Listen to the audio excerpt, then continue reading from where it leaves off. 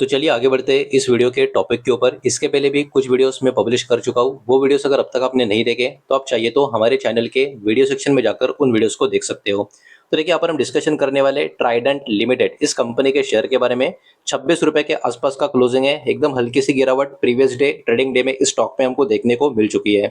सबसे पहले स्टॉक का कुछ प्रीवियस ईयर्स का पैटर्न देख लेते हैं। सबसे पहले एक साल के पैटर्न की बात करें तो आप देख सकते हो एक साल में कंटिन्यूअसली स्टॉक में डाउन ट्रेंड हमको देखने को मिला है।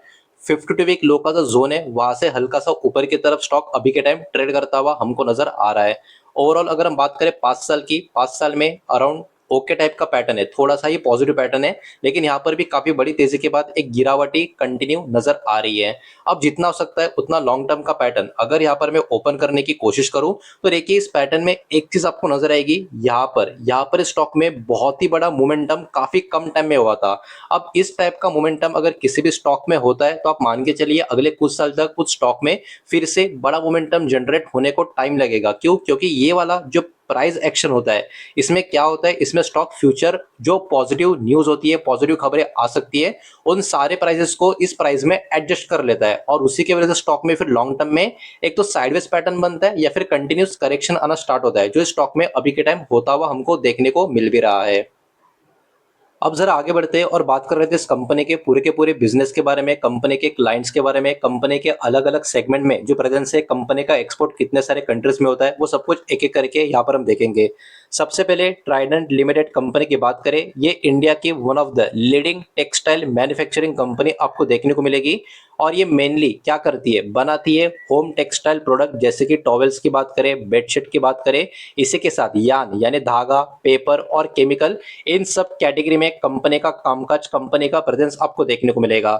इतना ही नहीं, कंपनी एक्सपोर्ट भी करती है। इनके जो प्रोडक्ट्स है बहुत सारे कंट्री में कितने नंबर है वो भी मैं आपको बताऊंगा आगे जाके। और साथ ही साथ उनको सेल भी करती है रिटेल या ई कॉमर्स का जो चैनल्स होता है उनके थ्रू। तो कंपनी का बिजनेस अच्छा खासा है जो भविष्य में ग्रोथ हो सकता है। ठीक है, जो ओवरऑल इन बिटवीन प्रॉब्लम्स निकल कर आती है उसके वजह से एक नेगेटिव इंपैक्ट भी पड़ सकता है, लेकिन बिजनेस में दम है, कंपनी का अलग अलग कैटेगरी में प्रेजेंस भी है। और कंपनी सिर्फ इंडिया में नहीं, इंडिया के बाहर यानी एक्सपोर्ट भी करती हुई आपको नजर आती है। साथ ही साथ रिटेल और ई कॉमर्स का चैनल के थ्रू अपने प्रोडक्ट को सेल भी करती है। अब बात करते हैं कंपनी का बिजनेस का सेगमेंट के बारे में। ट्राइडेंट एक्चुअली किसी एक बिजनेस सेगमेंट में ऑपरेट नहीं करती, ये मल्टीपल मेजर बिजनेस में ऑपरेट करती हुई आपको नजर आएगी। सबसे पहले इनका होम टेक्सटाइल का बिजनेस अगर आप देखोगे तो इसमें टेरी टॉवेल्स, बेडशीट, बाथ लिनन और बेड लिनन, ये सब कुछ आपको यहाँ पर देखने को मिलेंगे। उसके बाद यान यानी धागे की बात करें तो कॉटन का, ब्लेंडेड और ओपन एंड, ये जो अलग अलग टाइप्स धागे के, इसमें इनका प्रेजेंस आपको नजर आएगा। पेपर की बात करें तो देखिए ये वाला इंडस्ट्री को बहुत लोग अभी भी हल्के में लेते हैं, लेकिन वो प्लास्टिक बैन का खबर जब से आया था तब से पेपर इंडस्ट्री का भी कहीं ना कहीं एक अच्छा खासा टाइम इन बिटवीन हमको देखने को मिल रहा है। और मेरे हिसाब से अगले कुछ सालों में पेपर इंडस्ट्री के ऊपर और भी ज्यादा फोकस अलग अलग चीजों की वजह से हो सकता है। और इनका पेपर कैटेगरी में भी प्रेजेंस काफी अच्छा है। राइटिंग और प्रिंटिंग पेपर से लेके कॉपर पेपर, प्रीमियम पेपर और sustainable with straw based paper, इनके ऊपर इनका फोकस यहाँ पर बना हुआ है।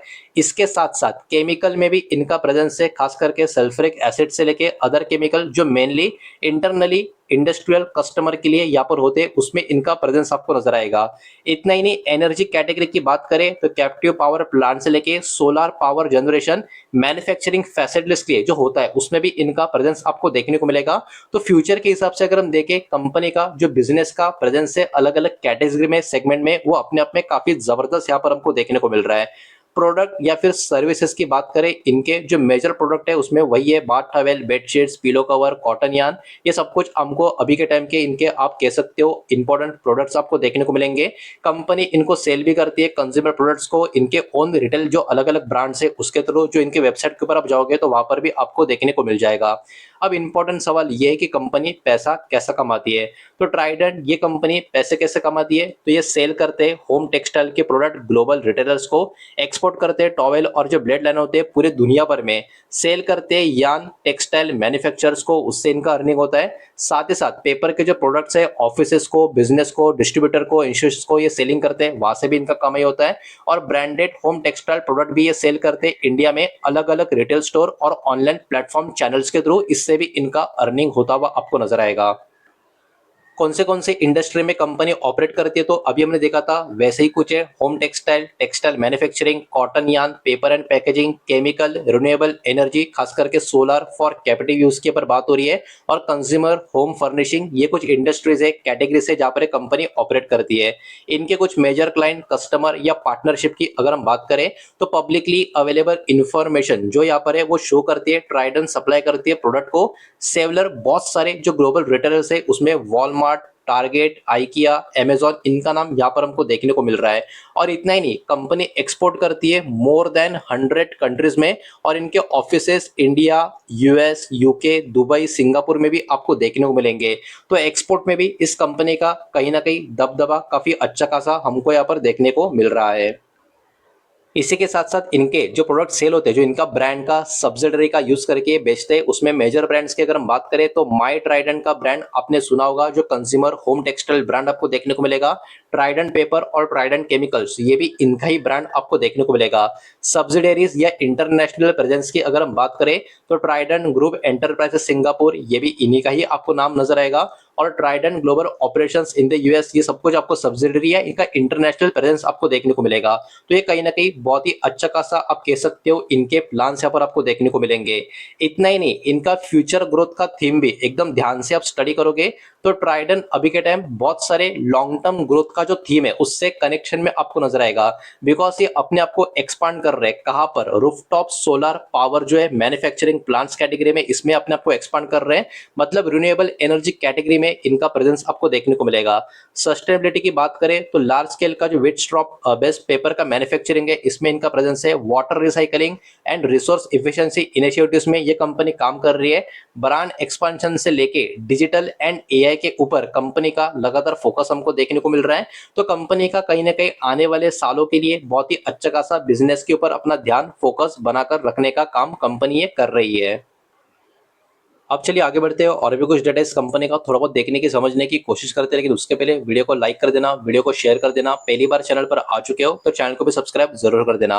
अब देखिए कंपनी का मार्केट कैप कितना है, 13,214 करोड़ का। मतलब ये अभी के टाइम एक स्मॉल कैप कंपनी आपको नजर आएगी। स्टॉक का पी 35 के आसपास है, और इंडस्ट्री का पी की अगर हम बात करें 25 के करीब है। मतलब जितना डिमांड इंडस्ट्री का है उससे भी ज्यादा डिमांड इस स्टॉक का अभी के टाइम हमको देखने को मिल रहा है। प्लेज परसेंटेज 0 है, मतलब प्रमोटर ने अपना कोई भी शेयर इस कंपनी का जो है गिरवी नहीं रखा है। साथ ही साथ टोटल असेट की बात करें, नंबर 7,500 करोड़ का नजर आ रहा है, जो कंपेयर टू मार्केट कैप काफी अच्छा खासा नंबर हमको देखने को मिल रहा है। अब बात कर लेते हैं कंपनी के प्रॉफिट एंड लॉस स्टेटमेंट के बारे में। कंसोलिडेटेड फिगर चेक करेंगे, जो भी नंबर होंगे यहाँ पर करोड़ में होने वाले हैं, और यहाँ पर पिछले 4 साल का डेटा प्रॉपर तरीके से देख सकते हैं, तो उसको यहाँ पर हम चेक करेंगे। तो सब कुछ काट छाट के पिछले 4 साल में कंपनी का प्रॉफिट है या लॉस है जरा समझने का कोशिश करते हैं। तो देखिए कंपनी का पिछले 4 साल में लॉस नहीं है, प्रॉफिट ही है, लेकिन प्रॉफिट का नंबर ऊपर नीचे हो रहा है। आप देख सकते हो 442 करोड़ का प्रॉफिट 4 साल पहले था, लेकिन उसके बाद कंपनी का प्रॉफिट कम हो गया 350 करोड़ का। उसके अगले साल प्रॉफिट हो गया 371 करोड़ का, और उसके अगले साल यानी प्रीवियस फाइनेंशियल ईयर में 377 करोड़ का। तो याद रखना पिछले 3 साल कंपनी का प्रॉफिट लगातार ऊपर की तरफ जा रहा है, लेकिन पिछले 3 साल में अब तक वो नंबर कंपनी ने अचीव नहीं किया जो कंपनी का 4 साल पहले का प्रॉफिट था। तो अभी भी ये जो प्रॉफिट है वो उतना एनकरेजिंग आपको देखने को नहीं मिल रहा जितना होना चाहिए, जिसके कारण स्टॉक में भी अभी भी वो रिफ्लेक्शन प्राइसिंग का आपको नजर नहीं आ रहा। तो ये सारे पैरामीटर्स के ऊपर भी आपको यहाँ पर फोकस रखना पड़ेगा। हाँ, लेकिन एक बात अच्छी ये जरूर है कि कंपनी किसी भी तरीके से लॉस में नहीं है, कंपनी का अभी भी प्रॉफिट हो रहा है। अब बात कर लेते हैं शेयर होल्डिंग पैटर्न की। मार्च 2026 का पैटर्न अवेलेबल है, तो वही चेक करेंगे। सबसे पहले प्रमोटर की होल्डिंग, प्लेज होल्डिंग कुछ भी नहीं थी, वो हमने कुछ मिनटों पहले देख ली थी। और जरा प्रमोटर्स की होल्डिंग देखो, पिछले कुछ क्वार्टर से प्रमोटर का होल्डिंग में कोई भी चेंज आपको नजर नहीं आएगा। 73.68% का स्टेक प्रमोटर के पास है, मतलब राउंड नंबर 74% का स्टेक हम मान के चलते हैं। तो इस कंपनी के मेजोरिटी शेयर होल्डर्स इसी कंपनी के प्रमोटर से 74% के आसपास का स्टेक इनके पास है, जो ऑब्वियस सी बात है बहुत ही अच्छी पॉजिटिव बात हम मान के चल सकते हैं।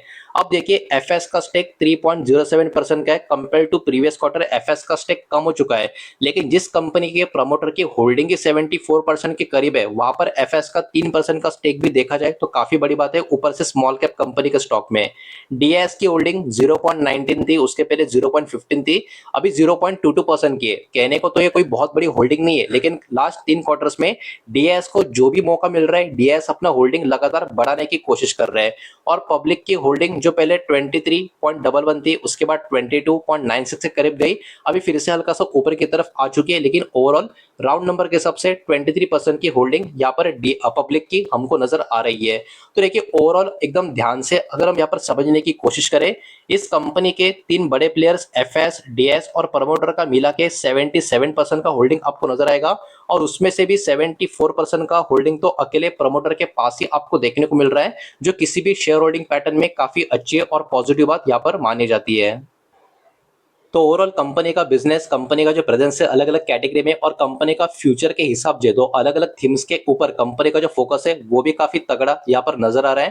कंपनी प्रॉफिटेबल है, लेकिन कंपनी का 4 साल पहले का जो नंबर था उसको अब तक कंपनी ने पिछले 3 सालों के नंबर में बीट नहीं किया है। इसके कारण स्टॉक में भी वो मूव हमको देखने को नहीं मिल रहा है, लेकिन लॉन्ग टर्म की तैयारी के हिसाब से ये वाला स्टॉक काफी बढ़िया ओवरऑल जो कंपनी का कामकाज है उसके हिसाब से नजर आ रहा है। लेकिन दोस्तों जो भी डेटा मैंने आपके सामने इस वीडियो के माध्यम से प्रेजेंट किया है सब कुछ एजुकेशनल इन्फॉर्मेशनल पर्पस के हिसाब से ये, और किसी भी तरीके का इन्वेस्टमेंट का एडवाइस या स्टॉक का रिकमेंडेशन मैं आपको दे रहा नहीं हूँ, ना ही मैंने आपको दिया है, ये बात भी यहाँ पर आप ध्यान में रखें। उम्मीद करता हूँ वीडियो आपको समझ आया होगा, पसंद आया होगा, तो वीडियो को लाइक करें, दोस्तों से शेयर करें। पहली बार चैनल पर आ चुके हो तो सब्सक्राइब भी कर देना, और कोई भी स्टॉक में निवेश करने से पहले खुद की स्टडी रिसर्च जरूर करें, फाइनेंशियल एडवाइजर की सलाह जरूर ले। मिलते हैं नेक्स्ट वीडियो में, धन्यवाद।